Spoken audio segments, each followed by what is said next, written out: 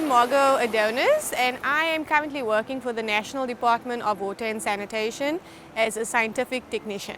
In the department, I work for a section called Compliance Monitoring and Enforcement, and as a scientific technician, I am responsible for ascertaining compliance of water users within the Western Cape, ensuring that they meet the standards and requirements of legislation, and also, should it be required, to take enforcement action against them. Environmental integrity is to ensure that we protect and manage our environment as a whole, and as a department specifically, we focus on the management of water resources. Working for the National Department of Water and Sanitation, we are basically responsible for the whole Western Cape region. We deal with different stakeholders within different sectors. So we deal with farmers, we deal with big industries, we deal with mines. So we basically get to engage on different platforms about environmental issues and also advocate for legislation as a department. One other thing that also really stands out is me being able to practically apply scientific tools that I've been taught at university or that I learn on a daily basis. We also get to empower our youth through our 2020 vision programs, and that is basically for learners that are doing maths and science at school and that's interested in scientific or engineering fields. Chemical equilibrium is the state in which both reactants and products is present in concentrations that has no further tendency to change with time. Therefore, there are no observable changes in the properties of a system. As a department, we test the current state of a resource because we are responsible for water resources. To link it to chemical equilibrium, I think it's important to test for physiochemical properties as well as the micro properties of water resources so that we as a department that is responsible for managing the environments per se, the water resources, we would have a better understanding and we'll also be equipped with the correct tools in order for us to manage all resources.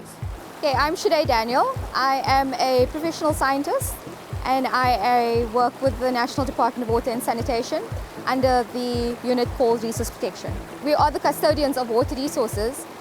So some of the processes that we use for effective management, specifically monitoring of resources, is your traditional grab samples for your physical chemical analysis.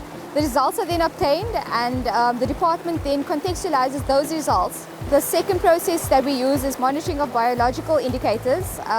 That is basically your macroinvertebrates, so your little kuchas that you can see with your eyes. You don't need a microscope per se for it. And then you look at your vegetation both in the resource and on the riparian banks as well. That gives us an indication of the integrity of the water resource and basically your environment as well.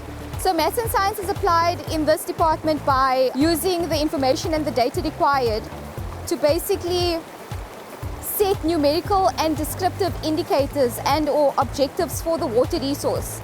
That needs to be done. It's quite important because that allows us as a department to manage water for various activities, and more especially we have to make sure that we quantify how much water is specifically used for basic human needs and for the environment, because those are the only two constitutional rights for water.